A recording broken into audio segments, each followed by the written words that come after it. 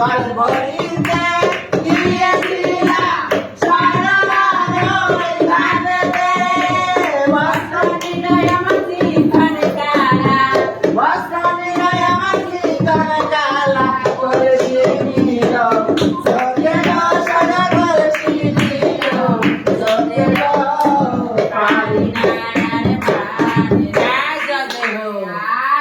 আয় বেরিয়ে আয়। জিরবে না খাই তুমি আচ্ছা ঠিক আছে, সুন্দর হয়েছে না? পরে দেখবি।